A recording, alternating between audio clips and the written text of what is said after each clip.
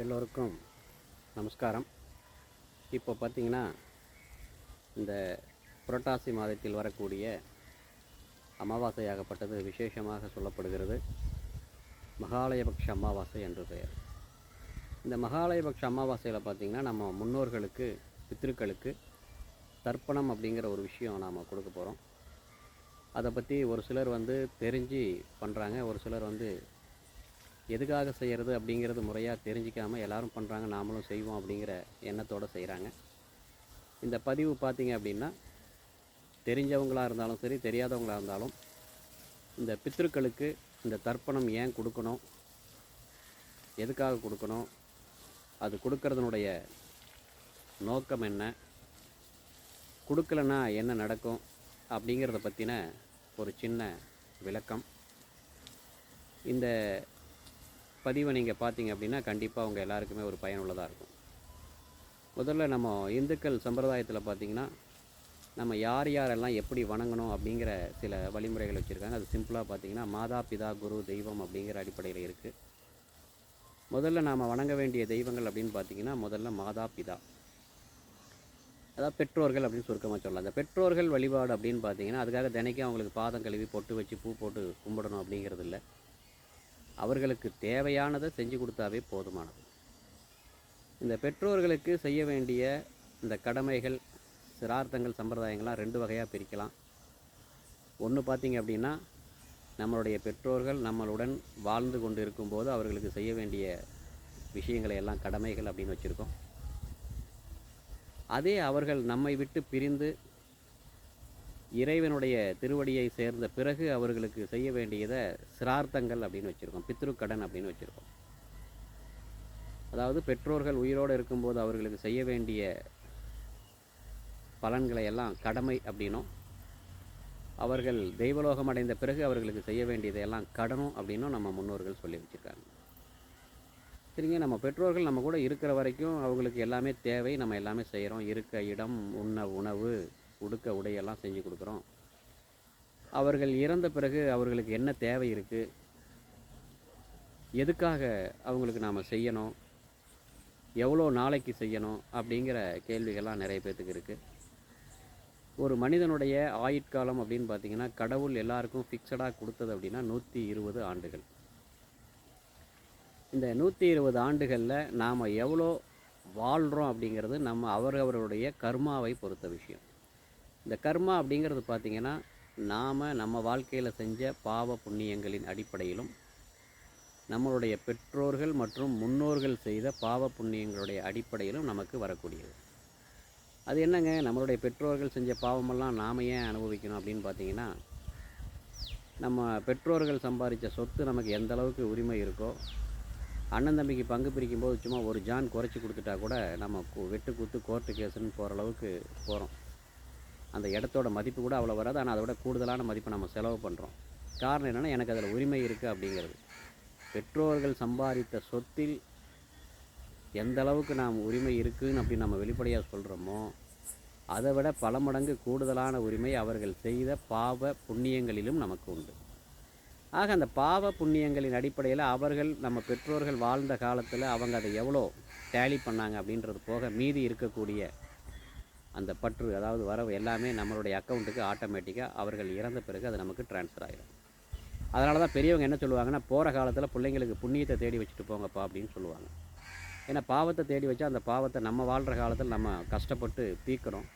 அதுக்காக பெரியவர்களை நீங்கள் போகிற காலத்தில் பிள்ளைங்களுக்கு புண்ணியத்தை சேர்த்து வச்சுட்டு போங்க அப்படின்னு சொல்கிறதுக்கான காரணம் அதுதான். சரி, ஆக இந்த கர்மாவின் அடிப்படையில் ஒவ்வொரு மனிதனுடைய ஆயுட்காலம் நிர்ணயிக்கப்படுது. அதாவது சில உயிர்களுக்கு கருவிலேயே முற்றுப்புள்ளி வைக்கப்படுகிறது. சில உயிர்கள் பிறந்தவுடன் 5 வயசு, 10 வயசு, 20 வயசு, 50 வயசு, 70 வயசு, 100 வயசு, 110, 116 இப்படி நம்ம காலத்தில் நம்ம நிறைய பேர்த்த பார்த்துருக்கோம். 100 வயசை தாண்டி 110 வயசு வாழ்ந்தவங்களாம் கூட நம்ம பார்த்துருக்கோம். இதெல்லாம் அவரவர்களுடைய கர்மாவை பொறுத்து, அந்த விதிப்பயனை பொறுத்து ஆயுட்காலம் நிர்ணயிக்கப்படுது. ஒரு மனிதன் அவன் வாழும் காலத்தில் அவன் செய்த அந்த பாவ புண்ணியங்களை கழித்து மீதம் இருக்கக்கூடியவற்றை தன்னுடைய அடுத்த வாரிசுகளுக்கு அதை ட்ரான்ஸ்ஃபர் செய்கின்றார்கள். சரி, இப்போ உதாரணத்திற்கு ஒரு மனிதன் ஒரு 50 வயசில் வாழ்ந்துட்டு இறந்துடுறாருன்னு வச்சுக்கோங்க. அப்போது அவருக்கு பாக்கி 120 ஆண்டுகள் கடவுள் கொடுத்ததில் அவர் வாழ்ந்தது 50 போக பாக்கி 70 ஆண்டுகள் இருக்குது. இந்த 70 ஆண்டுகளுக்கும் அந்த ஆத்மா வந்து அங்கே தேவலோகத்தில், அதாவது சொர்க்கமோ நரகமோ நமக்கு தெரியாது, அது கடவுளுடைய தீர்ப்பின் அடிப்படையில் ஒவ்வொரு ஆத்மாவுக்கும் வழங்கப்படுது. அப்படி எதுவாக இருந்தாலும் அவர்களுக்கு அந்த மறுபிறவி அப்படிங்கிறது ஒன்று உண்டு. அடுத்து என்னவா பிறக்க போகிறாங்கங்கிறதும் அவங்களுடைய கர்மாவை பொறுத்து தீர்மானிக்கப்படுது. ஆக அந்த 70 ஆண்டுகளுக்கும் அந்த ஆத்மாவாகப்பட்டது இருக்கும். அந்த ஆத்மாவிற்கு நம்மளுடைய யாராக இருந்தாலும், பெற்றோராக இருந்தாலும் சரி, அல்லது நம்மளுடைய பிள்ளைகளாக இருந்தாலும், நம்மளுடைய மனைவியாக இருந்தாலும், நம்மளுடைய கணவராக இருந்தாலும், இறந்ததுக்கு பிறகு 120 அவங்க எத்தனை வருஷத்தில் இறக்குறாங்களோ அது போக பாக்கி இருக்கக்கூடிய ஆண்டுகளை அவர்கள் ஆத்மாவாக மேலோகத்தில் இருந்து அதை கழித்து கொண்டிருப்பார்கள். அப்படி இருக்கக்கூடிய அந்த ஆத்மா ஜீவாத்மா, பிரேதாத்மான்னு பேர். பிரேதாத்மாங்கிறது நாம் வாழக்கூடிய உடம்பு, ஜீவாத்மாங்கிறது அதற்குள் இருக்கக்கூடிய உயிர். இது ரெண்டும் ஒன்றா இருக்கிற வரைக்கும் தான் எல்லா மாலை மரியாதை பேரு புகழ் எல்லாம். இது ரெண்டும் தனித்தனியாக பிரிஞ்சிருச்சுன்னா எல்லாருக்கும் சொல்லக்கூடிய ஒரே பேர் டெட் பாடி. எப்போ சவத்தை எப்போ எடுப்பீங்க, டெட் பாடி எப்போ எடுப்பீங்கன்னு தான் கேட்போமா ஒழிய அவங்க பேரை சொல்லியோ அவங்க அந்தஸ்தை சொல்லியோ யாருமே நம்ம பேசுகிறதில்ல. காரணம் என்ன, அந்த ஜீவாத்மாவுக்கு தான் எல்லா மரியாதையும். அந்த ஜீவாத்மா உடம்பு விட்டு பிரிஞ்சதுக்கு பிறகு இந்த பிரேதாத்மாவை அவரவருடைய சம்பிரதாயப்படி அதை அடக்கம் பண்ணுறதோ தகனம் பண்ணுறதோ செஞ்சுருவாங்க, அந்த பிரேதம் அப்படின்னு சொல்லக்கூடிய உடம்பை. அப்போ இந்த ஜீவாத்மாவிற்கு அழிவு இல்லை. இது அடுத்தடுத்து அந்த கர்மாவை பொறுத்து அவர்கள் அடுத்தடுத்த ஒன்று முக்தி அடைஞ்சிருவாங்க. அதோட மறுபிறவி இல்லாத மோட்சம் அடைகிறதுன்னு பேர். அது ஒரு சிலர் அவருடைய வாழ்க்கையில் செஞ்ச பிறவி பயனை தீர்த்துருவார்கள். பலரெல்லாம் மறுபடியும் மறுபிறவிக்கு காத்துட்ருப்பாங்க. அது வரைக்கும் அந்த ஜீவாத்மான்னு சொல்லக்கூடிய அந்த அரூபமாக இருக்கக்கூடியவர்களுக்கு நம்மளை போன்ற உணர்வுகள் எல்லாமே உண்டு. பசி எடுக்கும், தாகம் எடுக்கும், தூக்கம் வரும், கோபம் வரும், எல்லாமே வரும். சரி, இந்த இறந்து போன ஆத்மாக்கள் எல்லாம் மேலே இருந்து நம்மளை பார்க்குறதுக்கு ஒரு குறிப்பிட்ட நாளில் அவங்க இங்கே வருவாங்க. அதாவது ஒரு ஹாஸ்பிட்டலில் ஒரு பேஷண்ட்டை பார்க்க போகிறோன்னா விசிட்டர்ஸ் டைம் அப்படின்னு ஒன்று வச்சுருப்போம். ஒரு ஜெயிலில் இருக்கக்கூடிய ஒரு கைதியை பார்க்க போகிறோன்னா விசிட்டர்ஸ் டே அப்படின்னு ஒன்று வச்சுருப்பாங்க. அந்த மாதிரி மேலே இருக்கக்கூடிய ஆத்மாக்களால் நம்மளை வந்து பார்க்குறதுக்குன்னு சில நாட்களை வந்து ஒதுக்குறார் கடவுள். அதுதான் பார்த்திங்கன்னா அவரவர்கள் இறந்த திதி வந்து அவரவர்களுக்கு அனுமதிக்கப்படுகிறது. இப்போ ஒருத்தர் வந்து உதாரணத்துக்கு ஒரு தை மாதத்தில் வளர்பிறையில் சஷ்டி தீதியில் இறக்குறார் அப்படின்னா அந்த வளர்பிறை சஷ்டி தீதியில் அவர் வந்து அவர்களுடைய உறவுகளை பார்த்து விட்டு செல்லலாம். அதற்கு அடுத்தாற் போல் எல்லாருக்கும் காமனாக அமாவாசையில் வந்து எல்லாரும் அந்த ஆத்மாக்கள் எல்லாம் கீழே வருவாங்க. எல்லா ஆத்மாக்களும் எந்த திதியில் யார் எப்போ இறந்துருந்தாலும் அமாவாசையில் அந்த ஆத்மாக்கள் எல்லாம் கீழே அவரவர்களுடைய உறவுகளை பார்க்க வரும். மூன்றாவது பார்த்திங்கன்னா இந்த புரட்டாசி மாதத்தில் வரக்கூடிய பௌர்ணமிக்கு அடுத்த நாளிலிருந்து அமாவாசை வரை வரக்கூடிய 15 நாட்களை மகாலயபக்ஷம் அப்படின்னு நாம் சொல்லுவோம். இந்த 15 நாட்களும் அந்த ஆத்மாக்கள் எல்லாமே இங்கே பூலோகத்திற்கு வந்து நம்மளோட இருப்பதாக சாஸ்திரங்கள் சொல்லப்படுகிறது. ஆக இந்த 15 நாளுமே நம்ம முன்னோர்களுக்கு தர்ப்பணம் செய்கிறத செய்யலாம். அதை தாண்டி அமாவாசையில், குறிப்பாக மகாலயபக்ஷ அமாவாசையில், இந்த புரட்டாசி மாதத்தில் வரக்கூடிய அமாவாசையில் நாம் அந்த முன்னோர்களுக்கு தர்ப்பணம் பண்ணலாம். இந்த தர்ப்பணம் பண்ணனுடைய நோக்கம் என்ன அப்படின்னு பார்த்தீங்கன்னா, நான் முதலே சொன்னேன், அந்த ஆத்மாக்களுக்கு எல்லாமே பசி, தாகம், துக்கம், கோபம், சந்தோஷம் எல்லா உணர்வுகளும் உண்டு. இப்போ அங்கேருந்து எப்படா அமாவாசை வரும், நம்ம உறவுகளை பார்க்க போகலான்னு சொல்லி நம்மளை விட்டு பிரிந்து போன அந்த ஆத்மாக்கள் எல்லாம் கீழே வரும்போது அவர்களுக்கு நம்மளால் முடிந்த அந்த சிறு உணவு பதார்த்தம், அதாவது அதுதான் பிண்டம்னு சொல்லுவோம், அரிசி மாவை வச்சு அதில் சில பொருட்களை எல்லாம் சேர்த்து அதை பிணைஞ்சி முன்னோர்கள் ஒவ்வொருத்தருக்கும் அவங்க பேரை சொல்லி அவங்களுக்கு அந்த தர்ப்பணம் கொடுக்கறது அவர்களுக்கு அளிக்கக்கூடிய உணவாக கருதப்படுகிறது. மகாலயபக்ஷ அமாவாசைனா குறிப்பாக பார்த்திங்கன்னா ஆடியில் வரக்கூடிய அமாவாசை, புரட்டாசி மாதத்தில் வரக்கூடிய அமாவாசை, தை மாதத்தில் வரக்கூடிய அமாவாசை, இந்த 3 அமாவாசைக்கும் விசேஷமான அமாவாசை என்று பெயர், அதாவது மகாலயபக்ஷ அமாவாசை. ஆக இந்த வருடத்தில் ஏதாவது இந்த 3 அமாவாசையில் ஏதாவது ஒரு அமாவாசையை தேர்ந்தெடுத்து நாம் அந்த முன்னோர்களுக்கு செய்ய வேண்டிய இந்த சிரார்த்தங்களை செஞ்சிட்டோம் அப்படின்னா வருடம் முழுவதும், அதாவது 12 அமாவாசைக்கும் தர்ப்பணம் கொடுத்ததற்கு சமம். அதனால தான் பார்த்திங்கன்னா இந்த ஆடி அமாவாசை, இந்த புரட்டாசி, தை அமாவாசையெல்லாம் பார்த்திங்கன்னா கடற்கரை ஓரங்களிலும் நதிக்கரை ஓரங்களிலும் புண்ணிய ஸ்தேத்திரங்களிலும் பல லட்சக்கணக்கான பக்தர்கள் வந்து கூடி அவர்களுடைய முன்னோர்களுக்கு இந்த தர்ப்பணம் வர்றாங்க. இப்போ உதாரணத்திற்கு, இப்போ நம்ம இங்கேருந்து நம்ம உறவுகளை பார்க்குறதுக்கு ரொம்ப தூரம் பயணம் பண்ணி போகிறோம். அங்கே போய் அவங்க திடீர்னு அங்கே இல்லை அப்படின்னா நமக்கு மிகப்பெரிய ஏமாற்றம் ஏற்படும். அதுபோல் இந்த ஆத்மாக்கள் எல்லாம் தேவலோகத்திலிருந்து இங்கே பூலோகத்திற்கு வந்து நம்மளை பார்க்கலான்னு வரும்போது அவர்களுக்கு செய்ய வேண்டிய அந்த சின்ன சின்ன சம்பிரதாயங்களை நம்ம செய்ய தவறுவதால் அவர்களுடைய ஏமாற்றத்திற்கு நாம் ஆளாகிறோம். ஒரு எதிர்பார்ப்போடு வருவாங்க.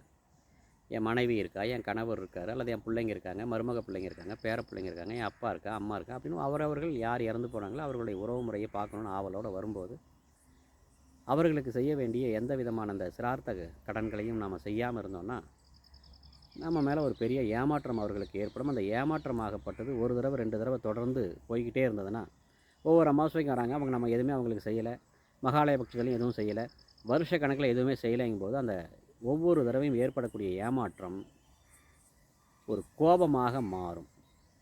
அந்த கோபம் வந்து என்ன ஆகும்னா, என்ன சொல்லுவோம் நான் அவருலாம் பார்த்தீங்கன்னா, ஏப்பா உங்களையெல்லாம் பெற்று வளர்த்து ஆளாக்கி படிக்க வச்சு உங்களை கல்யாணம் பண்ணி வச்சு எல்லாம் செஞ்சு வச்சு சொத்து சுகம் என்னால் முடிஞ்சதை சேர்த்து வச்சுட்டு வந்தேன். எனக்காக வருஷத்துக்கு ஒரு முறை செய்யக்கூடிய அந்த சின்ன சின்ன சிரார்த்தங்களை கூட உங்களெல்லாம் செய்ய முடியல, நீங்கள்லாம் இருந்து என்ன பண்ண போகிறீங்க அப்படிங்கிற மாதிரி ஒரு ஆதங்கம் அந்த வெளிப்படும். அந்த ஆதங்கமே நமக்கு ஒரு பெரிய சாபமாக மாறிவிடும். அதான் நிறைய பேர் ஜாதகம் பார்க்க போனால் என்ன சொல்லுவாங்கன்னா, அந்த ஜாதகத்தில் உங்களுக்கு பித்திருக்கள் சாபம் இருக்குது, பித்திருக்கள் தோஷம் இருக்குது, முன்னோர்கள் சாபம் இருக்குது அப்படிங்கிற மாதிரி ஜாதக ரீதியாக சொல்லுவாங்க. இதை வந்து நீங்கள் ராமேஸ்வரம் போயிட்டு அங்கெல்லாம் திலஹோமம் அதெல்லாம் பண்ணி அதெல்லாம் தீர்த்துக்கிட்டு வாங்க அப்படின்லாம் சொல்கிறதுக்கு காரணம் என்னன்னா, நம்மளுடைய முன்னோர்கள் அப்படின்னா நம்ம ஒருத்தர் கிடையாது. அப்பா அம்மா தாத்தா பாட்டி கொள்ளு தாத்தா கொள்ளு பாட்டி எள்ளு தாத்தா எள்ளு பாட்டி பேரன் பிதிரு இப்படி எல்லா உறவுகளுடைய ஆத்மாக்களும் ஒன்று சேர்ந்து அங்கே வந்து அந்த ஏமாற்றத்திற்கு ஆளாகி அவர்கள் எல்லாருடைய அந்த கோபமும் நம்ம மேலே வரும்போது மிகப்பெரிய ஒரு சாபமாக மாறி அது எந்த வகையில் நம்மளை பாதிக்கும் அப்படின்னு பார்த்தீங்கன்னா, நம்ம வாழ்க்கையில் நாம் செய்யக்கூடிய சிறு சிறு நல்ல விஷயங்கள் எல்லாமே தடை பண்ணும். முதல்ல அந்த குடும்பத்தில் திருமண தடைகள் ஏற்படும், முறையான வாரிசுகள் இருக்காது, குடும்பத்தில் போதுமான அளவுக்கு வருமானம் இருந்தாலும் நிம்மதி இருக்காது, சந்தோஷம் இருக்காது, பிள்ளைகளுக்கு திருமணம் நடைபெறாது, திருமண தடைகள் ஏற்படும், குழந்தை பாக்கியத்தில் காலதாமதம் ஏற்படும், அல்லது அந்த வம்சத்திலே அடிக்கடி விபத்துக்கள், அதாவது ஆண்களுடைய மரணங்களோ பெண்களுடைய மரணங்கள் அடிக்கடி மரணங்கள் ஏற்படும், இப்படி துர்மரணங்கள்லாம் நடைபெறும். இதுக்கெல்லாம் காரணம் என்னென்னு பார்த்தீங்கன்னா, அந்த முன்னோர்களுடைய சாபம், பித்திருக்களுடைய சாபமும் ஒரு காரணமாக அமையும். இதையே வந்து அந்த ஒரு அமாவாசையிலையோ அல்லது மகாலய பட்சத்துலையோ நம்ம முன்னோர்களுக்கு செய்ய வேண்டிய தர்ப்பணத்தை முறையாக செஞ்சுட்டு வந்தோம்னா அவங்க அங்கேருந்து மேலேருந்து வரும்போது அதை பார்த்தோன்னே மனசு ரொம்ப சந்தோஷமாகி குளிர்ச்சி ஆகிட்டு அவங்க மேலே போகும்போது நம்மளையெல்லாம் வாழ்த்திட்டு ஆசீர்வாதம் பண்ணிட்டு போவாங்க. எல்லாம் நல்லா இருங்க, குழந்தை குட்டியோடு நல்லா இருங்க, சந்தோஷமாக இருங்க, நீண்ட ஆயுளோடு இருங்க அப்படின்னு சொல்லி ஒரு பெரிய அளவில் அந்த எல்லா பித்திருக்களும் நம்மளுடைய வம்சத்தை சேர்ந்த அனைத்து முன்னோர்களும் நம்மளை ஆசீர்வாதம் பண்ணிட்டு போகும்போது அது நமக்கு ஒரு மிகப்பெரிய சக்தியாக நமக்கு கிடைக்கும். அதனால் வாழ்க்கையில் நம்ம தொட்டதெல்லாம் தொடங்கும் அப்படிங்கிற விஷயத்தை நாம் உணர்வுபூர்வமாக நிறைய பேர்த்தோட வாழ்க்கையில் பார்த்துருக்கோம். அதனால் இந்த வரக்கூடிய இந்த மகாலயபக்ஷ அமாவாசை நாட்களிலே இந்த தர்ப்பணம் கொடுக்கறதனுடைய முக்கியத்துவத்தை என்னால் அடியேனுக்கு தெரிந்தவரை உங்களுக்கு நான் சொல்லியிருக்கேன். இதில் இன்னும் நிறைய தகவல்கள் இருக்குது, உங்களுக்கு சுருக்கமாக புரியணும் அப்படிங்கிறதுக்காக சில தகவல் சொல்லியிருக்கேன். அடுத்து இன்னும் நிறைய விஷயங்கள் உங்களுக்கு அடுத்தடுத்த பதிவில் சொல்கிறேன். நன்றி, வணக்கம்.